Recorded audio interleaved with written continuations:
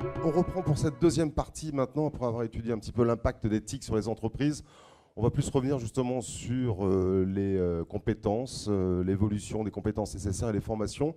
Je proposais à Amélie Huiban, toujours pour le groupement d'intérêt scientifique Marsouin, de revenir sur un focus justement sur les formations au sein des entreprises PME en Bretagne. Émilie, s'il vous plaît. Voilà, donc puisqu'en fait, on a un questionnaire extrêmement long qui intègre vraiment la globalité d'éthique et y compris la partie formation du personnel au TIC. Donc, c'est là-dessus que je vais axer cette partie. Donc, les compétences donc, qui sont présentes au sein des PME, on a 26% de PME qui ont au moins un salarié à mi-temps dédié au système d'information. Et ensuite, moins de 20% qui ont au moins un salarié dédié à la veille technologique. Un salarié diplômé du supérieur en informatique, c'est très très rare, 16% des PME, c'est autant que sur les réseaux sociaux. Et 13% qui ont un service informatique dans leur entreprise. Et donc le chiffre important, c'est 64% des PME n'ont pas de personnel dédié à l'informatique dans leur entreprise et 79% d'entre elles font appel à un prestataire au cours des 3 dernières années. Et donc c'est déterminé par quoi? Par le chiffre d'affaires. Plus on a de moyens, plus on peut aussi se permettre d'avoir un salarié dédié. Un nombre de salariés conséquent, puisque plus il y a de salariés, plus il y a de postes à gérer. Un niveau de diplôme élevé, puisque des salariés fortement diplômés sont aussi plus utilisateurs de ce type d'équipement. Et le fait d'être implanté sur plusieurs sites qui concernaient seulement 30% des PME, et donc qui incite aussi à avoir plutôt des salariés dédiés au TIC. Les évolutions de ces compétences, justement. Ou pas. Donc, avoir des salariés dédiés, c'est une chose, mais avoir des compétences présentes parmi ces salariés, c'en est une autre. Donc, on peut avoir des compétences présentes sans avoir de salariés dédiés. Par exemple, 32% des PME ont des salariés qui savent s'occuper de la maintenance des postes et périphériques, 26% pour la maintenance du réseau informatique, 19% ont des salariés qui savent installer des services web, et 17% ont des salariés qui savent développer ou modifier des logiciels. Donc c'est quand même des compétences assez pointues et qui sont néanmoins présentes de manière minoritaire, mais qui existent au sein des PME, sans qu'il y ait toujours de salariés dédiés à la gestion des TIC. Donc l'évolution, j'y viens. Alors, l'évolution des compétences en TIC, le principal constat, c'est que vous voyez, vous regardez le tableau, il n'y a rien en gras, il n'y a rien qui ressort, 30-32%, 14-16%, ça reste très très proche. Et donc en 2006, à cette époque-là, on ne demandait pas quelles étaient les compétences présentes, mais pour quelles compétences on faisait appel à un prestataire.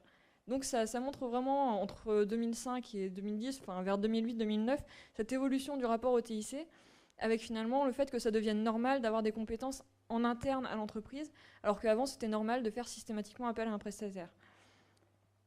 Même si ça reste encore, comme on le disait, très utile de faire appel à un prestataire qui est particulièrement compétent sur ces points particuliers, mais donc une évolution avec l'intégration de compétences en interne. Donc voilà, les chiffres, c'est s'ils vous intéressent, mais sinon ce qu'il y a à en retirer, c'est que les évolutions, elles sont faibles à inexistantes. Les formations, donc maintenant. Et donc les formations, ce qu'on constate, c'est que dans 62% des PME, il y a eu des formations proposées. Donc c'est intéressant, c'est quand même près de 2/3, et c'est à au moins une partie de ses salariés. Simplement, ce qu'on constate, c'est qu'entre 2008 et 2012, en 2008, ça concernait plus de la moitié des salariés pour un quart des PME. En 2012, c'est dans 17% des PME. Donc ça concerne rarement plus de la moitié des salariés. Entre 10 et 50%, ça reste stable. Et donc, logiquement, ça concerne moins de 10% des salariés de plus en plus.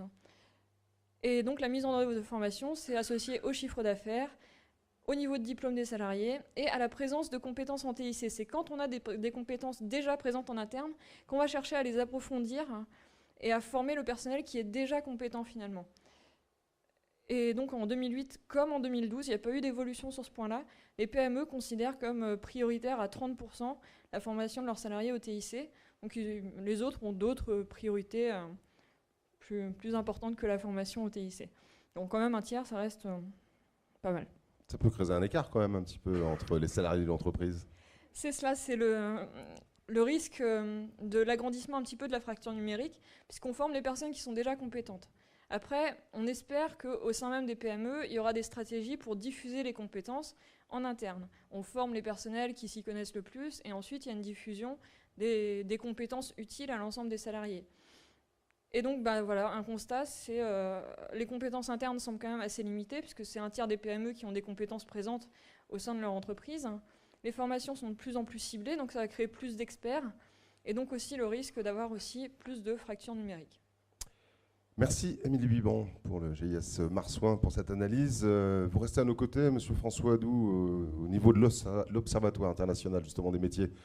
Votre constat un petit peu sur les évolutions des compétences et puis peut-être des recommandations aussi de l'Observatoire, s'il vous plaît. Oui, tout à fait. Moi, je voudrais rebondir sur ce que nous disait Rachel tout à l'heure dans sa relation avec son client.